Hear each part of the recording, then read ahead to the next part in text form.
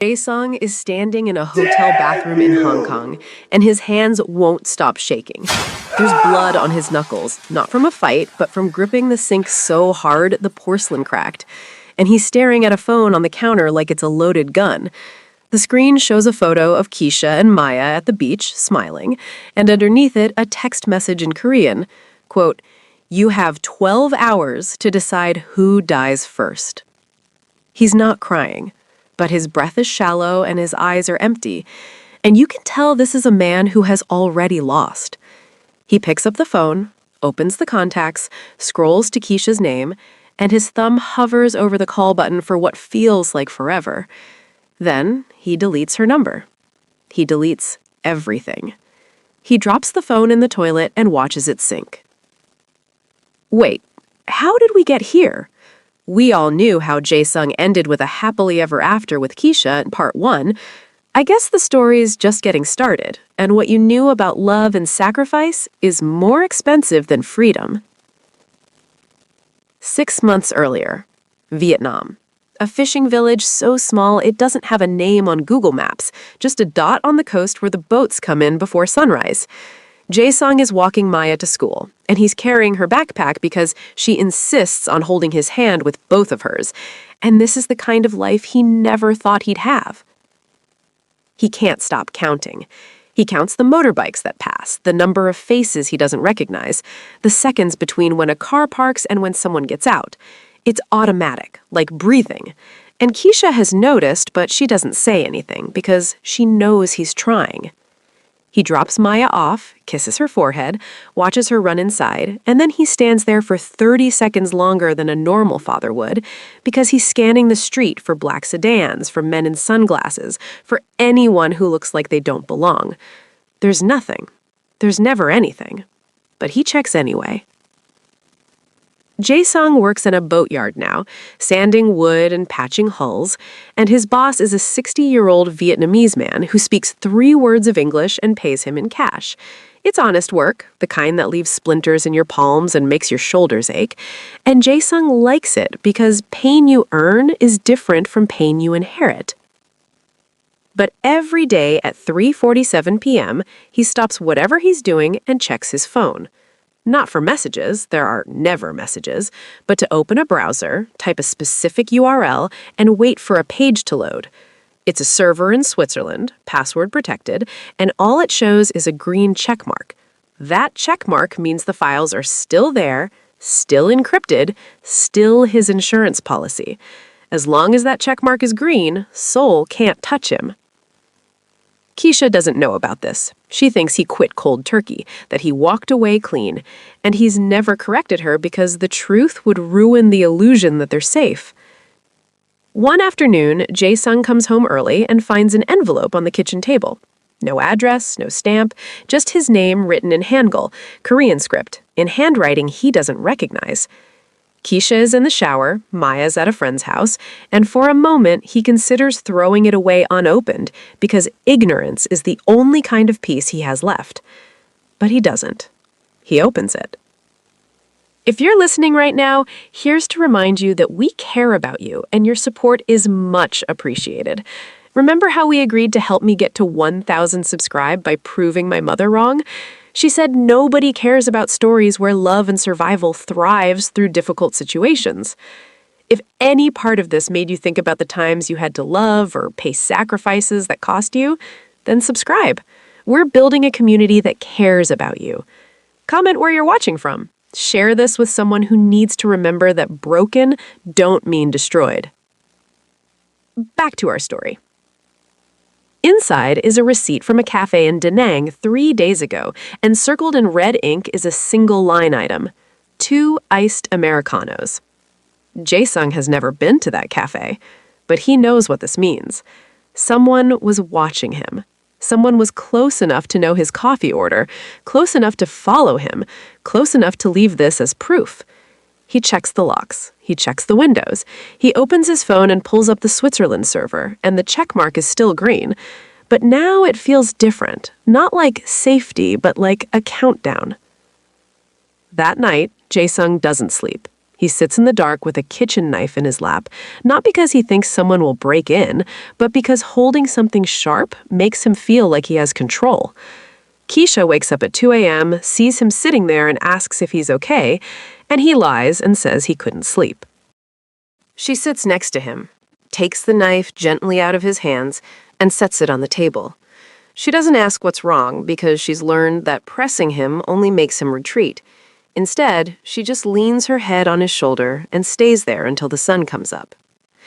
And that's when Jae-sung realizes the choice he's been avoiding. If someone is coming for him, they'll come for her too. And if he runs, they'll follow. The only way to protect her is to stop running and face what he left behind. By morning, he's made a decision. He's going to Da Nang. He's going to find out who left that receipt. And depending on what he finds, he might have to become the man he swore he'd never be again. The question is, will Keisha forgive him when she finds out? Jae-sung tells Keisha he has to pick up supplies for the boatyard, which is half true because he does need marine-grade varnish. But the real reason he's driving 2 hours north is because he can't let this sit. The receipt is in his pocket, and every time the bus hits a pothole, he feels it there like a stone. He's running through scenarios in his head.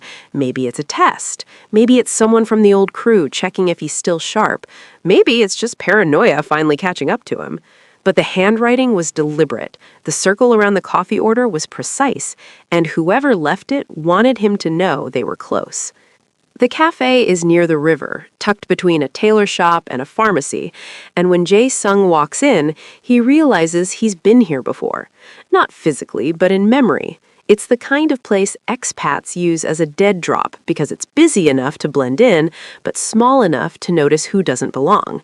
He orders an iced Americano, even though he doesn't want one, just to see if anyone reacts. No one does, but when he sits down, there's already someone at his table.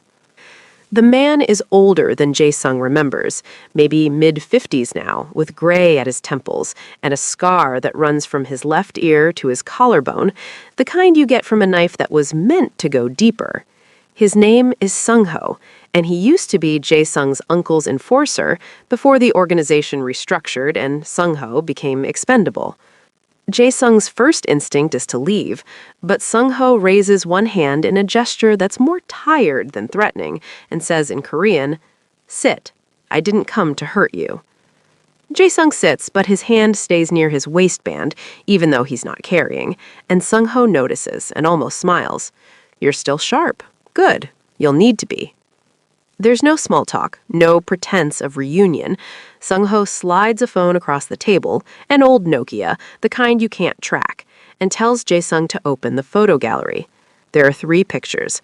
The first is of a man Jae-sung used to know, a mid-level accountant who helped him encrypt the Switzerland files. The man is tied to a chair, his face swollen beyond recognition. The second photo is the same man, but worse. The third is just an empty chair with blood on the floor. Jae-sung doesn't flinch, but his jaw tightens, and Sung-ho sees it. They've been doing this for 2 months. Everyone who touched your operation, everyone who knew your real name. They're not asking nicely anymore. Sung-ho explains it like he's reading from a script, detached but precise. After Jae-sung disappeared, his uncle's empire didn't collapse immediately, it fractured. The Chinese partners pulled out, the Russians renegotiated terms, and the younger lieutenants started carving up territory like hyenas around a carcass. But the real power shift came when his uncle's rival, a man named Choi, took control of Seoul operations. Choi is methodical, Sung-ho says. He doesn't care about revenge or honor or any of the old world rules. He cares about leverage. And the Switzerland files, the offshore accounts, the shell companies, the names of every politician and judge on the payroll are the ultimate leverage. Whoever controls those files controls the remnants of the organization, and Choi has been systematically torturing anyone who might know where they are. Jae-sung keeps his face neutral, but inside he's calculating. The files are still encrypted, still locked behind a system that requires his biometric authentication to access. No one can crack them without him, which means Choi knows that, which means Choi isn't trying to steal the files, he's trying to draw Jae-sung out. Sung-ho leans back, lights a cigarette, even though the cafe has a no smoking sign, and says, "You think you're safe here. You think distance and a new name are enough. But Choi doesn't think like that. He thinks in concentric circles. He's not coming for you. He's coming for everyone around you until he comes to him." Jae-sung's voice is quiet when he asks, "Who does he have?" Sung-ho doesn't answer immediately. He takes a long drag, exhales slowly, and then slides another phone across the table, this one newer with a cracked screen. He unlocks it and shows Jae-sung a video. It's dated 4 days ago. The video shows a woman in her early 30s, tied to a chair in what looks like a storage unit. Her face is bruised, but recognizable. It's Minso, Keisha's younger sister. She's a graduate student in Seoul, studying social work, and the last time Jae-sung saw her was at their wedding 2 years ago. She's crying in the video, not from pain, but from fear, and a voice off camera, calm, almost polite, asks her in Korean, "Do you know where your brother-in-law is?" She says no. She says it over and over. The voice doesn't believe her. The video cuts off.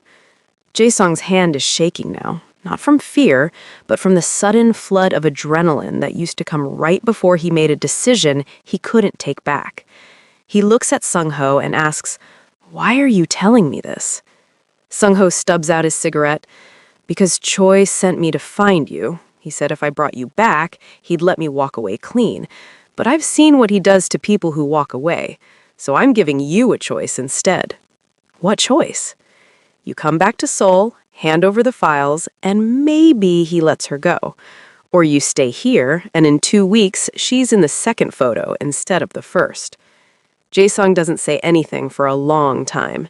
He's thinking about Keisha, about the way she looks at him when she thinks he's finally free, about Maya asking him last week if they could stay in Vietnam forever. He's thinking about the man he used to be, the one who could make decisions like this without hesitation, because the math was simple, survival over sentiment. But that man is gone, or at least buried, and now the math is impossible. If he goes back, he risks becoming the monster again. If he doesn't, someone innocent dies because of choices he made before he even met her. Sung-ho stands up, leaves the Nokia on the table, and says, "You have 3 days. After that, Choi stops being patient. The number's already programmed in. Call when you decide." He walks out, and Jae-sung sits there alone with 2 phones and a choice that feels like drowning. The cafe is still playing soft acoustic music. Outside, the river keeps moving, and somewhere in Seoul, a woman who did nothing wrong is waiting for a man she's never met to decide if her life is worth the cost of his. Jae-sung picks up the Nokia. He doesn't call yet, but he doesn't put it down either. This isn't just about Jae-sung anymore. The system he thought he escaped is reaching through the phone, through borders, through time, and it's grabbing the people he loves. And the only way to stop it might be to become the thing he swore he'd never be again. Jae-sung drives back from Da Nang in silence, and by the time he reaches the village, it's past midnight. The house is dark, except for the kitchen light, which means Keisha waited up, which means she knows something is wrong because he never stays out this late without calling. She's sitting at the table with a cup of tea that's gone cold, and when he walks in, she doesn't ask where he's been. She just looks at him in that way she has, the one that makes lying feel impossible. He sits down across from her, and for a long time, neither of them says anything. Finally, she asks, "Who was it?" He could deflect. He could say it was nothing, just an old friend passing through, just coincidence. But the weight of the Nokia in his pocket feels heavier than the lies he's been carrying for 6 months, and he realizes he's tired of pretending the past doesn't exist. So he tells her. Not everything, but enough. He tells her about Sung-ho, about the files, about the insurance policy he thought would keep them safe, but instead painted a target on everyone he loves. He tells her about Minso, about the video, about the 3 days he has to decide. Keisha doesn't interrupt. She listens like she always does, with her hands folded in her lap and her eyes never leaving his face. And when he's finished, she takes a long breath and says, "So our life here, this whole thing, it was never real. It was just borrowed time." He wants to argue, to tell her it was real, that the mornings with Maya and the nights with her and the calluses on his hands from honest work were all real. But he can't, because she's right. Everything they built was on a foundation of blackmail, and now the ground is cracking beneath them. Keisha stands up and walks to the window, her back to him, and for a moment Jae-sung thinks she's going to cry.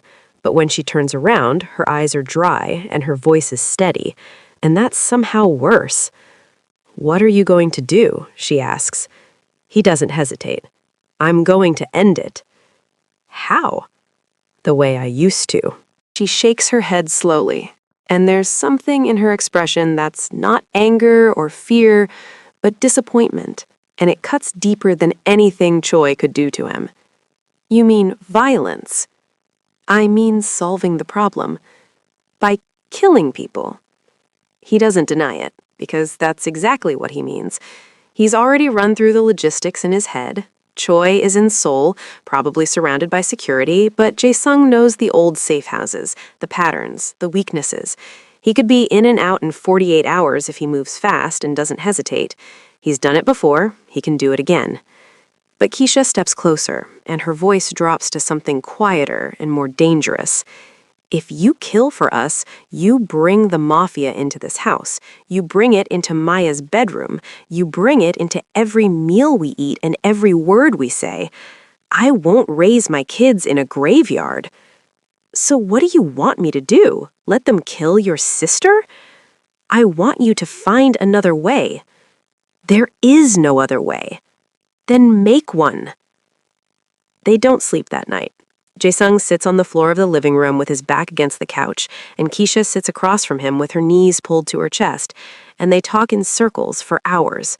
She keeps asking if there's a way to negotiate, to hand over the files without walking into a trap, to involve authorities or intermediaries or anyone who isn't a killer. He keeps explaining why none of that will work. Choi doesn't negotiate. The authorities in Seoul are already on the payroll. Intermediaries get tortured for information.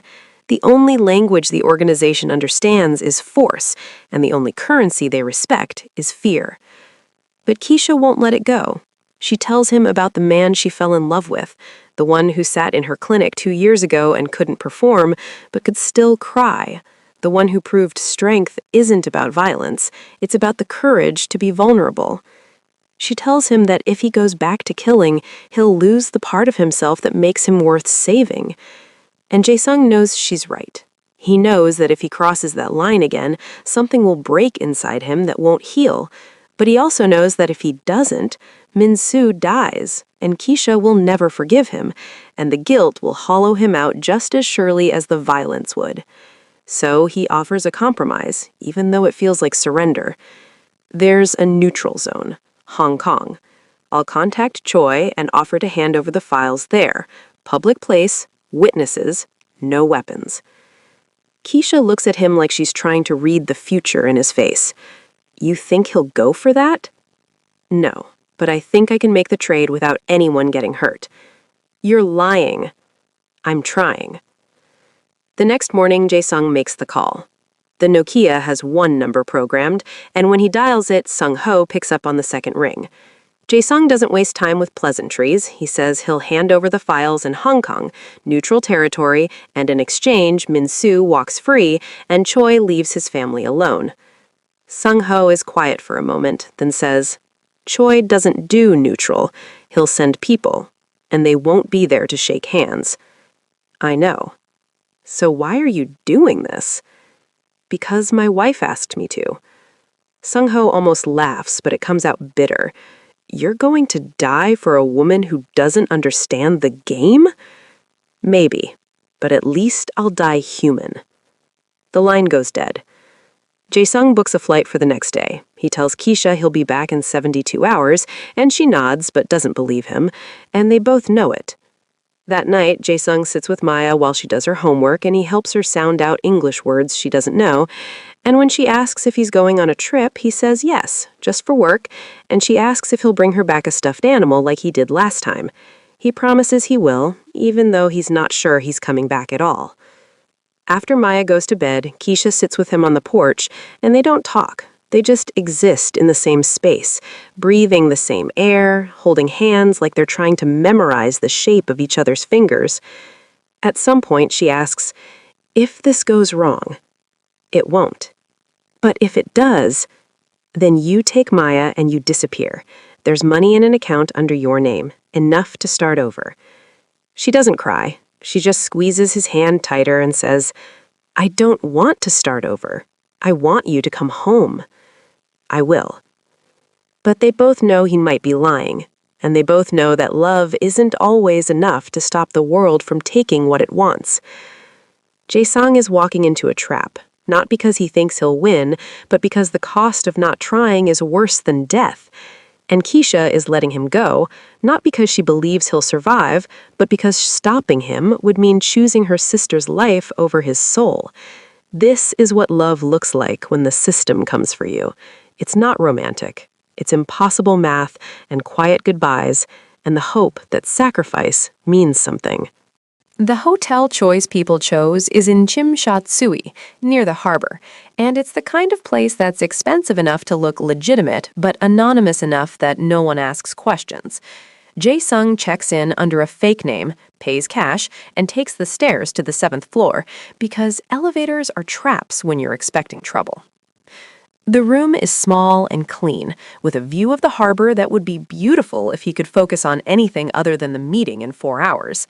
He sits on the edge of the bed and checks his watch, not the cheap digital one he wore in Vietnam, but the old smartwatch he kept hidden in a waterproof bag under the floorboards. It's synced to his heart rate, connected to a server in Switzerland, and programmed with instructions he set up 2 years ago when he first encrypted the files. If his heart stops, or if the watch detects a sustained spike in adrenaline consistent with torture or extreme distress, the files automatically decrypt and upload to a list of journalists, prosecutors, and law enforcement agencies across 3 countries.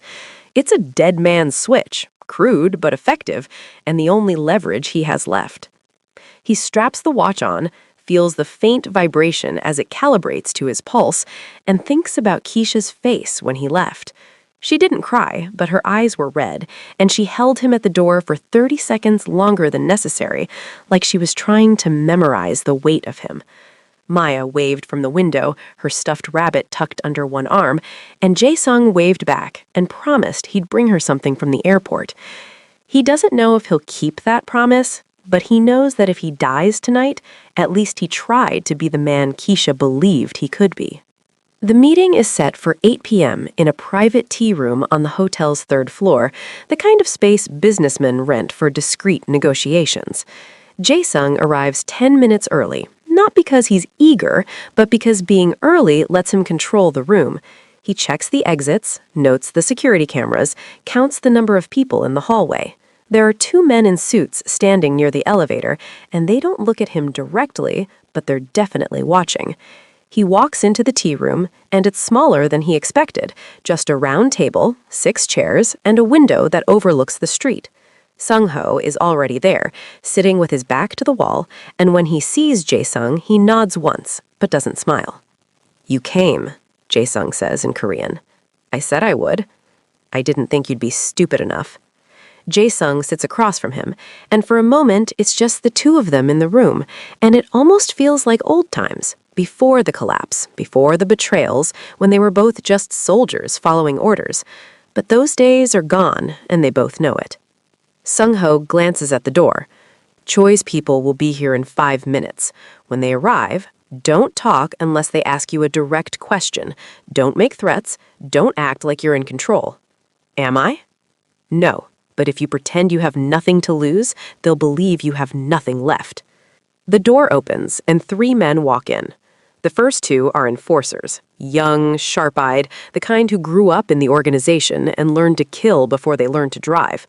They stand on either side of the door, hands folded in front of them, and they don't sit. The third man is Choi. He's younger than Jae-sung expected, maybe early 40s, with wireframe glasses and a tailored suit that probably cost more than Jae-sung earned in a year at the boatyard. He looks like a banker or a lawyer, not a gangster, and that's what makes him dangerous. He's the new breed, the ones who understand that real power isn't about fear, it's about information and leverage, and knowing exactly how much pressure to apply before something breaks. Choi sits down, adjusts his glasses, and looks at Jae-sung like a scientist looks at a specimen. "You're thinner than your file photo. Vietnam must agree with you." Jae-sung doesn't respond. Choi smiles, but it doesn't reach his eyes. "I'll be direct. You have something I need, and I have something you want. Min-so is alive, though not particularly comfortable. You give me the access codes to the Switzerland files, and I release her. Simple transaction? And after that? After that, you disappear. You go back to your fishing village, raise your daughter, grow old with your wife. I don't care what you do as long as you stay invisible." Jae-sung glances at Sung-ho, who's staring at the table like he wishes he were anywhere else. "You're lying." Choi smiles wider. "Of course I am. But you're going to give me the files anyway, because the alternative is watching Min-so's execution on video while your wife listens on speakerphone." Choi leans back in his chair, and his tone shifts, less predator, more recruiter. "But there's a third option. You come back. You work for me. You're still sharp, still connected, and frankly, you understand the old systems better than anyone I have. I'll pay you triple what your uncle did. I'll clear your name with the Chinese. I'll even let Min-so go tonight, no strings attached." Jae-sung's jaw tightens. In exchange for what? In exchange for the files, and for leaving Keisha. The room goes silent. Even the enforcers shift slightly, like they didn't expect Choi to say it so plainly. Choi adjusts his glasses again. "She's your weakness. You know it. I know it. You ran halfway across the world for her, burned every bridge you had, turned your back on power most men would kill for. That's not love. That's dependency, and dependent men make bad decisions. She's not a weakness. Then why are you here? Why are you negotiating with me instead of killing me? Because 6 years ago, the Jae-sung I read about in the files would have put a bullet in my head the moment I threatened someone he cared about. But you didn't. You came to talk. You came to beg." Choi leans forward, and his voice drops to something almost kind. "I'm offering you a way out. You give me the files, you walk away from the woman who's made you soft, and you get your life back. Real power, real respect. You won't have to sand boats or count motorbikes or pretend you're someone you're not." "And if I say no?" Choi's smile disappears. "Then Min-so dies in the next 30 minutes, and I spend the next 6 months dismantling everyone you've ever loved until you're begging me to kill you too." Jae-sung looks at his watch. His heart rate is elevated but steady, 138 beats per minute, just below the threshold that would trigger the dead man's switch. He takes a slow breath, and when he speaks, his voice is calm, almost detached. "You're right about one thing. 6 years ago, I would have killed you. I would have walked in here with a gun, shot you in the face, and burned this building down on my way out. And maybe I would have survived, maybe not, but I would have won, because that's the only language I spoke." He stands up slowly, and the enforcers tense, but he doesn't reach for a weapon. He just raises his wrist and shows Choi the watch. "But I don't speak that language anymore. The woman you call my weakness taught me something you'll never understand. Real power isn't about who you can crush. It's about how much you're willing to lose. And I'm willing to lose everything." Choi frowns. "What are you talking about?" Jae-sung taps the watch. "This is connected to my heart rate. If I die, if you torture me, if my pulse stays above 160 for more than 2 minutes, the Switzerland files automatically decrypt and upload to every prosecutor and journalist on a list I made 2 years ago. Your names, your accounts, your politicians, everything. Choi's face doesn't change, but his hands stop moving. You're bluffing. Maybe, but are you willing to bet your empire on it?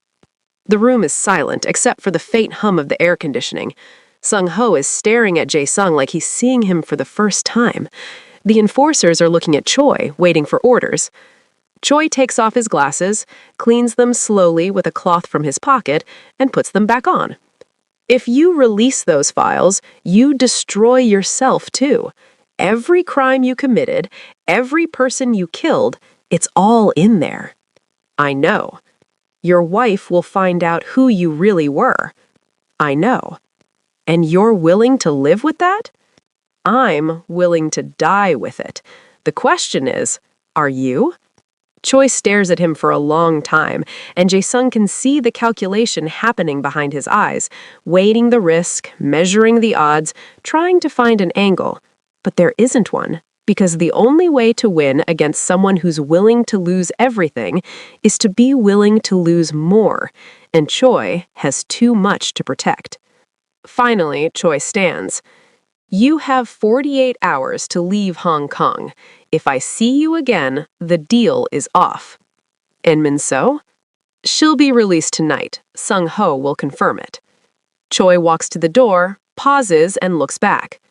You think you won, but all you did was buy time. Sooner or later, that watch will stop working, and when it does, I'll be waiting. He leaves. The enforcers follow, and Jae-sung stands there alone with Sung-ho, his hands shaking, his heart rate finally starting to drop. You're insane, Sung-ho says, shaking his head. Maybe. That watch, does it actually work?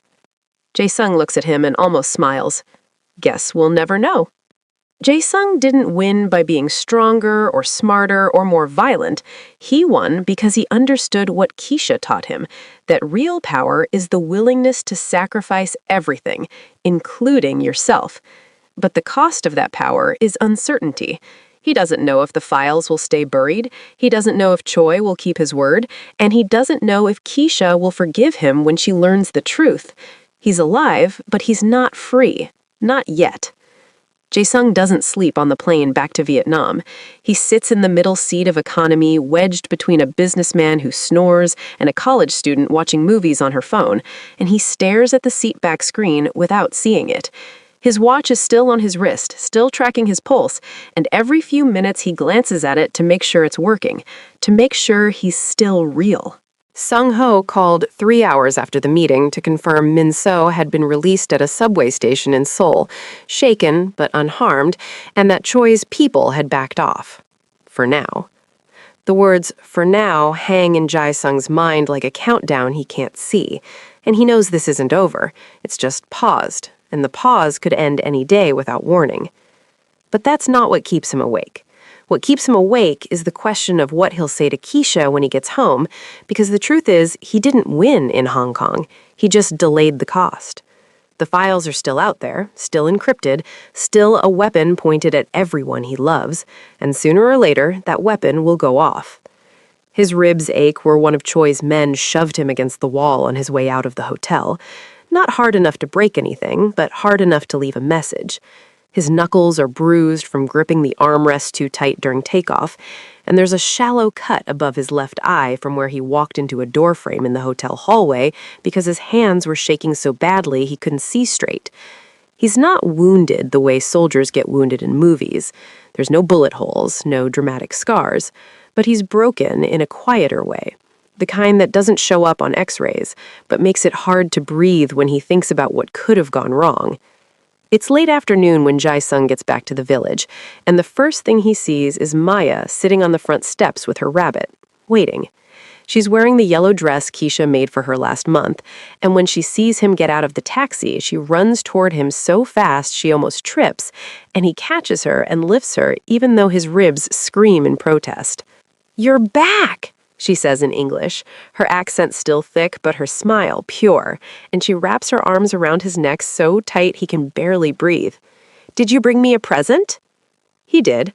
A small stuffed panda from the Hong Kong airport, mass-produced and overpriced, but she holds it like it's treasure and kisses his cheek and runs back inside to show Keisha. Keisha is standing in the doorway, and she's watching him in that way she has, not saying anything, just taking him in, cataloging the details, the cut above his eye, the way he's holding his left side, the exhaustion in his posture that wasn't there 3 days ago. She doesn't ask if he's okay. She just steps aside to let him in, and when he passes her, she touches his arm briefly, a small gesture that means, I'm glad you're alive, and we'll talk later, and I was terrified, all at once. They eat together that night, rice, grilled fish, vegetables from the market, and Maya talks the entire time about a field trip her class took to a temple, and how she learned to fold paper cranes and wants to make 100 of them so she can make a wish. Jae-sung nods and asks questions and pretends everything is normal, but Keisha barely touches her food, and every time he looks up, she's watching him in an expression he can't quite read. After dinner, Keisha puts Maya to bed, and Jae-sung sits on the back porch with a beer he doesn't really want. The ocean is close enough that he can hear the waves, and the sound used to calm him, but tonight it just sounds like static. Keisha comes out 20 minutes later with a first aid kit and sits next to him without asking permission. She opens the kit, pulls out antiseptic and gauze, and gestures for him to turn toward her. "Let me see," she says quietly. He hesitates, then lifts his shirt. The bruise on his ribs is dark purple, spreading from his sternum to his side, and when she presses gently, he flinches. She doesn't apologize, she just keeps working, her fingers methodical and sure, and he realizes that this is the same way she healed him 2 years ago in her clinic when he couldn't perform and thought he was broken beyond repair. Back then, she healed something in him that wasn't physical. Tonight, the roles are reversed. She cleans the cut above his eye next, dabbing it with alcohol-soaked cotton, and he hisses at the sting but doesn't pull away. Her face is inches from his, close enough that he can see the faint lines at the corners of her eyes, the gray hair she hasn't bothered to dye, the way her jaw tightens when she's trying not to cry. "What happened?" she asks, her voice barely above a whisper. "I gave them what they wanted." "Did you?" He doesn't answer immediately, because the truth is complicated. He gave them a version of surrender, a promise that the files would stay buried as long as they left his family alone, but he didn't give them control. He kept the dead man's switch. He kept the leverage, which means the threat isn't gone, just dormant. "I bought us time," he finally says. "I don't know how much." Keisha finishes bandaging the cut and sits back, her hands still holding the gauze like she forgot it's there. Min-so called this morning. She's safe. She said a man dropped her off at a subway station in Seoul and told her to go home and forget everything. She's scared, but she's alive. "Good. She asked about you. She wanted to know if you were the reason she was taken." Jae-sung looks at the floor. "What did you tell her?" "I told her you were the reason she was released." He doesn't know if that's true, but he's grateful she said it. Keisha sets the gauze aside and takes his hands in hers, and her palms are warm and steady, and for the first time in 3 days he feels like he's not falling. "You're shaking," she says. "I know. Are you afraid?"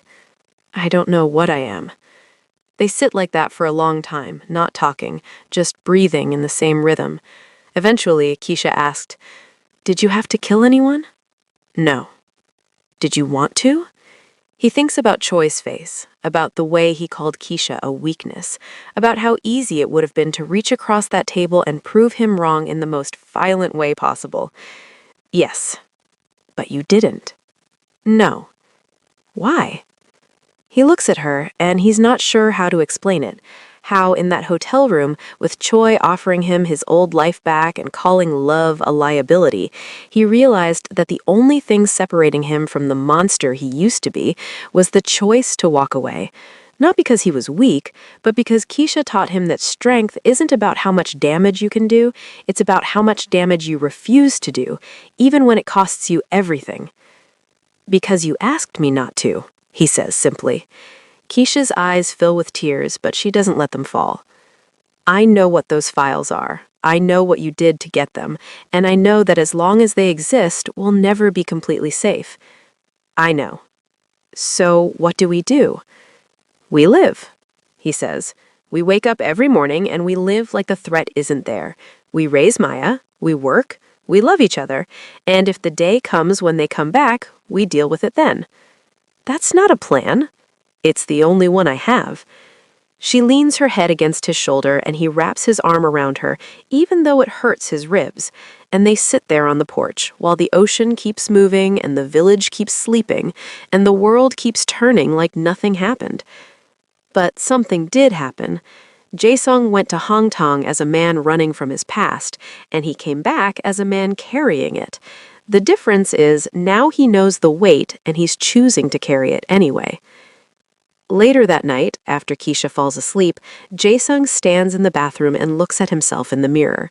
The cut above his eye is bandaged. The bruise on his ribs is hidden under his shirt. But the real damage is in his eyes. There's a tiredness there that wasn't there before, a knowledge that innocence once lost can never be fully recovered. He thinks about the man he was 6 years ago, the one who could make people disappear with a phone call, who measured his worth in fear and respect and power. That man is gone, but he's not sure what's taken his place. He takes off the smartwatch and holds it in his palm. The screen is dark, the heart rate monitor inactive, but the threat it represents is still real. He could destroy it. He could throw it in the ocean and let the files stay buried forever. But that would mean giving up the only leverage he has, and leverage is the only thing keeping his family safe. So he puts it back on. He straps it to his wrist, feels the faint vibration as it sinks to his pulse, and he makes a silent promise to the man in the mirror. I'll carry this as long as I have to. I'll carry it until it kills me or until I find another way. But I won't let it turn me back into what I was. He turns off the light and goes to bed, and when he lies down next to Keisha, she shifts in her sleep and drapes her arm across his chest, right over the bruise, and the pain is sharp but grounding. He's alive. He's broken, but his soul, for the first time in years, feels intact. Jae-sung survived, but survival isn't the same as victory. He's wounded in ways that won't heal with bandages, carrying scars that will never fully fade. But Keisha is still here. Maya is still safe, and for now, that's enough. The question that lingers is, how long can you carry the weight of your past before it crushes you, and is love strong enough to hold you up when it does? Jae-sung wakes up before sunrise, like he always does, but this time it's not because of paranoia or habit, it's because his body won't let him sleep anymore. The bruise on his ribs throbs with every breath, and the cut above his eye itches under the bandage, and when he tries to shift his weight, Keisha stars beside him and mumbles something in sleep that sounds like his name. He lies there for a few minutes, listening to her breathe, watching the way the early light filters through the curtains and makes patterns on the wall. This is the life he chose. This small room, this quiet woman, this village that doesn't know his real name or what he's done. And for the first time since Hong Kong, he feels something close to peace. But peace is fragile, and he knows it won't last. He gets up slowly, trying not to wake her, and walks to the kitchen. The house is still dark except for the glow of the streetlight outside, and he stands at the window for a long time, watching the empty road, counting the seconds between passing motorbikes, looking for threats that aren't there. The Nokia is still on the counter where he left it 3 days ago. He picks it up, turns it over in his hands, and thinks about throwing it away. But throwing it away won't change what it represents. The connection to soul, the debt he can't fully repay, the violence that's still one phone call away from returning. So, he opens the back, removes the SIM card, and breaks it in half. Then he drops the pieces in the trash and covers them with coffee grounds so he won't be tempted to dig them out later. It's a small gesture, meaningless in the grand scheme of things, but it feels like progress.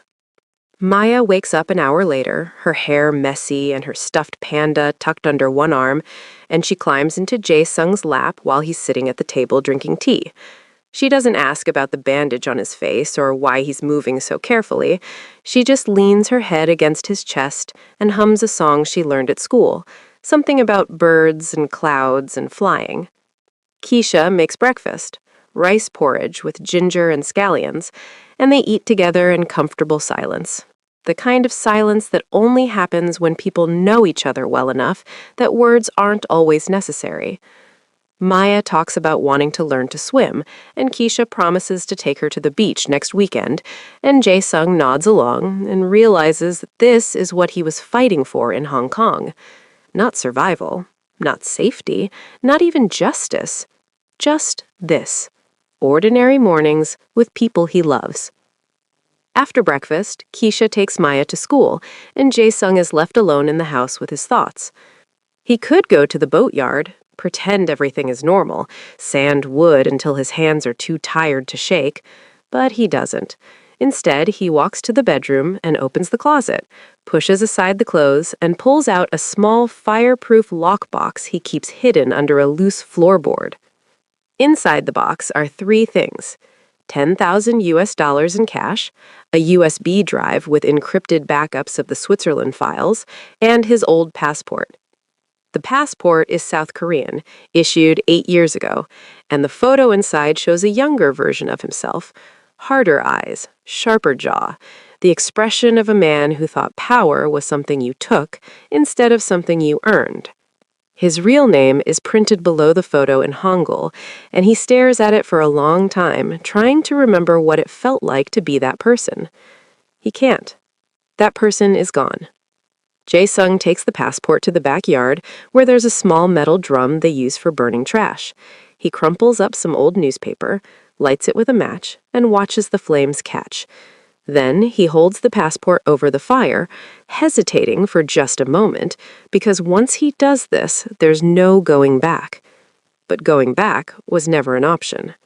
He drops the passport into the flames and watches it curl and blacken, the photo warping and melting, his real name disappearing into ash.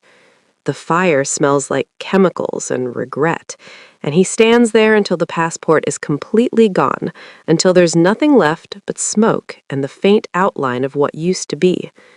He doesn't feel liberated. He doesn't feel reborn. He just feels tired, like he's been carrying something heavy for so long that he forgot what it was like to stand up straight.